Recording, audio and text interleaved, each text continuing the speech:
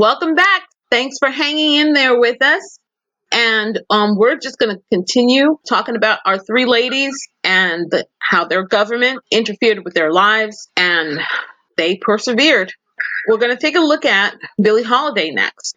As many of you know, with the new movie about Billie that's out today, The United States versus Billie Holiday, many people, especially younger people, have never heard of her. She was born April 7th, 1915, as Eleanor Harris. Mm-hmm. She, like so many other famous people back in those days, had a troubled childhood and was raised by other families. She was also known as the Queen of Jazz and was nicknamed Lady Day. Mm-hmm. She was also one of the first black women to work with an all-white band, which back in those days was unheard of.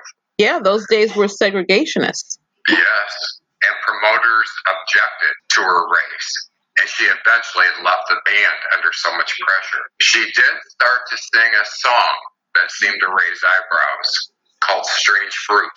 It made her a target of white authorities. Radio stations banned the song, and a gentleman by the name of Harry Anslinger of the Federal Bureau of Narcotics ordered her to never sing that song. That guy was something else. Mm-hmm. She was a target of the Federal Bureau of Narcotics and white supremacists. She was arrested on drug charges and spent a year and 1 day in jail, which many think was just a ruse to get her out of the way. She was also, and this I found interesting, she was criticized by her own community as being a troublemaker. I don't find that surprising. Yeah. She died July 17th, and this is almost brought a tear to my eye, 1959, handcuffed to her hospital bed. She wasn't even given the opportunity to die in peace. And that's a direct result of Harry Anslinger, I'm sure. Yes, very much. Yeah, that's very sad. I mean, I saw the movie.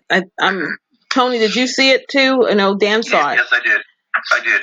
I think that they did a good job. They took some artistic liberties, but not so much to poison or to drastically go off the tracks as far as the truth was concerned. It was basically the artistic information or the artistic liberties that they took just enhanced the telling of the story. Right. But I think what surprised me was, I'm old enough to remember when Lady Sings the Blues came out with Diana Ross. Right. And that was about Billie Holiday. Yeah. That movie never told the backstory of this woman. Yeah, because that movie, I didn't particularly like that movie. I liked the music, but I didn't like the movie because it just, I don't know, subconsciously, I didn't feel like I really got to know this character, this person. Okay. It was really, I think I said it right. It was really a character that was created.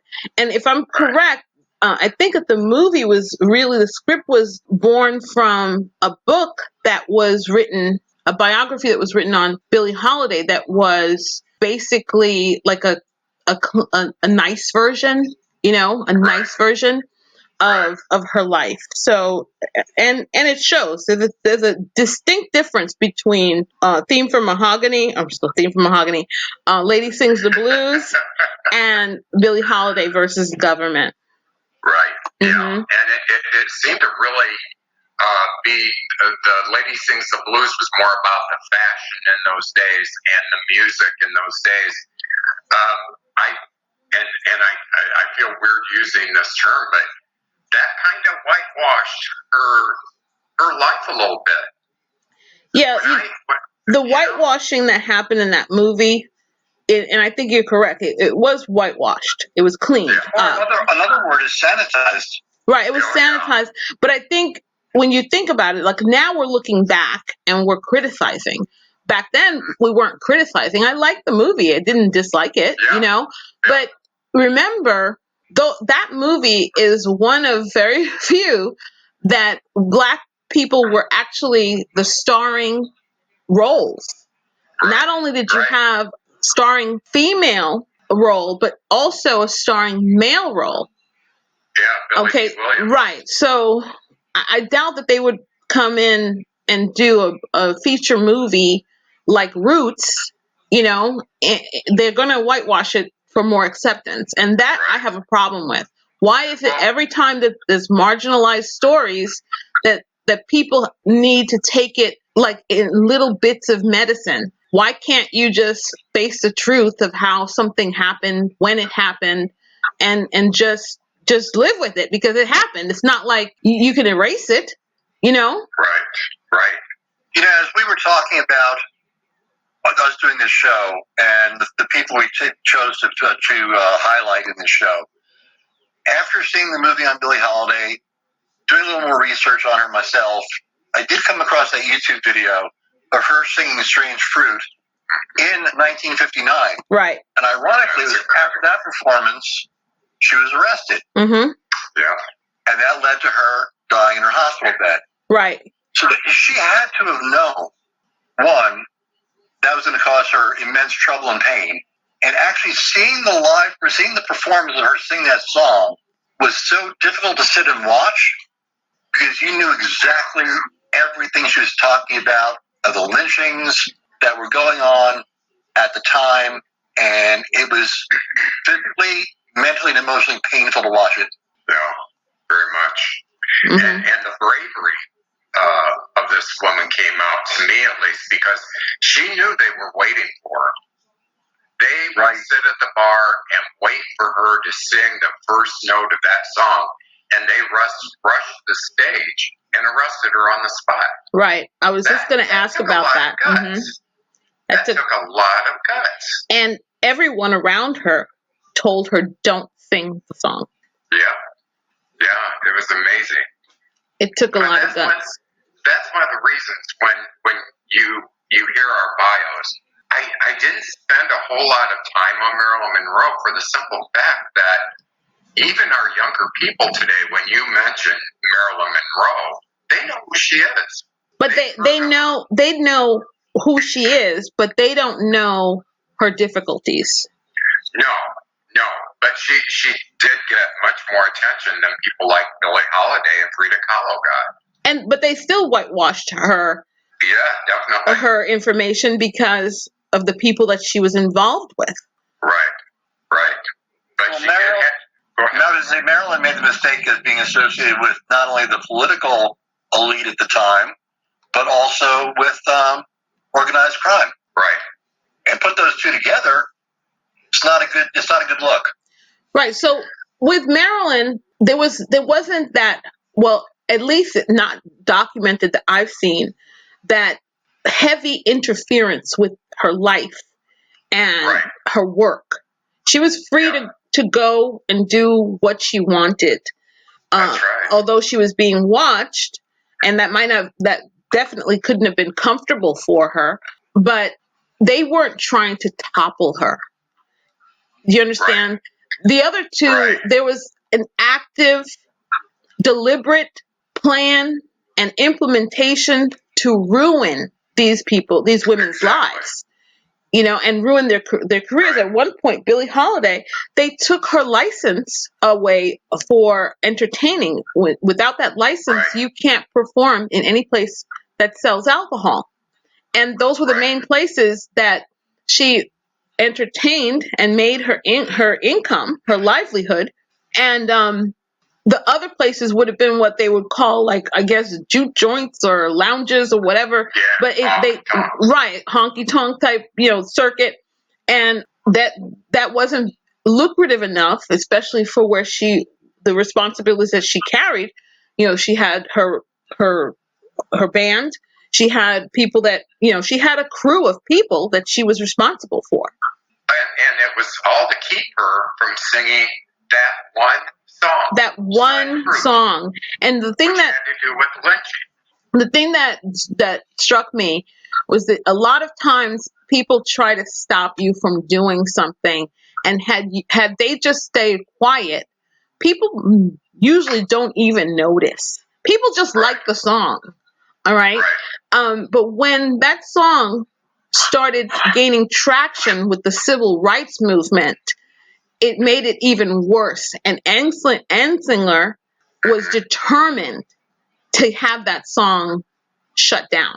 So when it comes to white privilege or white desire, there's no such thing as a respect for censorship, for not censoring.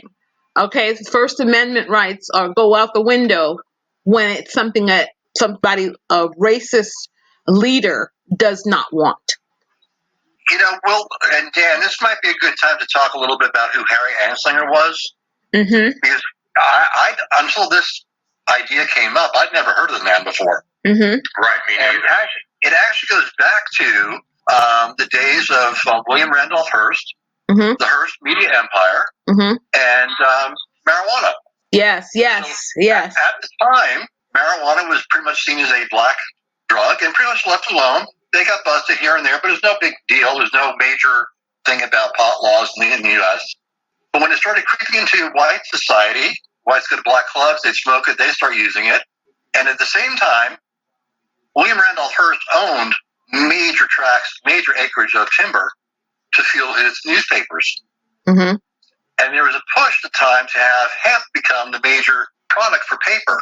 So under the guise of marijuana being bad for us, it was a way to cut it off at the base so he could maintain his rights to paper and his logging industry and run his empire. So that's why they really cut the hemp off at the base. Right. It was to protect William Randolph Hearst. That was the primary reason the whole thing with marijuana became illegal. Oh, that sounds real familiar. Protect one. What does it? Star Trek say the interest of many far outweighs the interest of the few, but that's not what we're seeing in this story. And he was by far extremely powerful. Oh, very much, yes. Yeah. I think the thing that struck me with this, with Billie Holiday and Marilyn Monroe as well, was even the way they died. Mm-hmm. And even though it wasn't intentional, privilege, but to look at the difference, she was handcuffed to a bed when she took her last breath. And for all the records that are out there, Marilyn Monroe took her life. So that's what we've got going. So she decided when to check out in a very expensive home. And I can't help but see the differences between the two women. It was glaring to me when I saw the movie. It was just plain sad. Yeah, that point doesn't really impact me that much as the fact that Marilyn felt that she had to take her life. Like I said, it can't be easy to have people following you. I'm sure that at different points, if she was doing something that they didn't want, that they probably leaned on her. It might not have taken the aggressive nature that Billie Holiday experienced, but everybody has their tolerance for adversity. And apparently Marilyn's life was made adverse enough that she didn't want to go on anymore. And that's, again, if she actually took her life, because there were theories out there. Right. I'm not going to repeat them because I don't know them for a fact. But we're actually technically not really 100% sure. Sometimes when the coroner makes a ruling, if there's somebody leaning on the coroner, then we can't trust that ruling. So, well, as far as putting it in writing, the way it was stated was listed as probable suicide. Okay. So that coroner, you could tell. I mean, I'm telling you, if he put probable, or he or she, well, most likely at that state, it was a he, right? Yeah. So, it's probably because they were being leaned on, and so rather than make it definitive, wrote it like that. So he got it. He didn't have to compromise himself, but at the same time, he got them off his back. Right. Yeah. Wow. And the one thing I'm surprised about the three different biographies are, in the case of Billie and Frida, these two women remained true to themselves. Right. Mm-hmm. Marilyn, on the other hand, was an incredibly intelligent woman, incredibly well-read, but got typecast in the dumb blonde role, and to maintain her power, always came across, even in public, as the dumb blonde. Right. And that's another thing that must have driven her crazy, you know. I mean, when it had to have. Yeah, when you're not recognized for who you really are, it does take a toll on you. It takes a toll on you emotionally. It takes a toll on you psychologically, especially. And she was an incredible comedian. She had good timing. Oh yeah, and what was it? She starred in a movie with Betty Davis, and during an interview, Betty Davis said, "That girl is smarter than people give her credit for." Yeah, I remember that interview. Yeah, she was. Yeah, Marilyn was. She was very smart. That's one of the unfortunate things, that she had to choose one or the other. You know. Right. But back in those days, when you really think about it, when somebody became a star, was made a star, the studios insisted that they live the life of the image that they created. Yeah, as far as they were incredibly controlled. Yeah.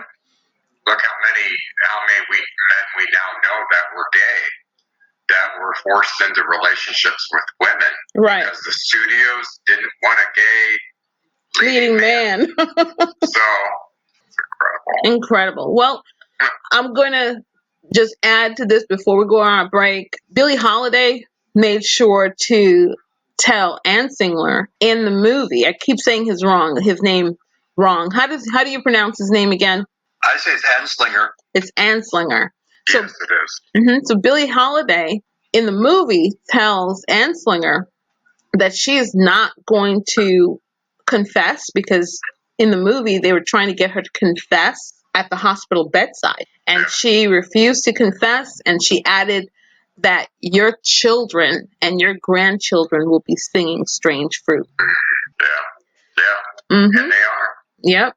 When we come back after the break, we'll discuss how historical information is taught to us in schools, why women and marginalized groups are not featured and even ignored in our history curriculum.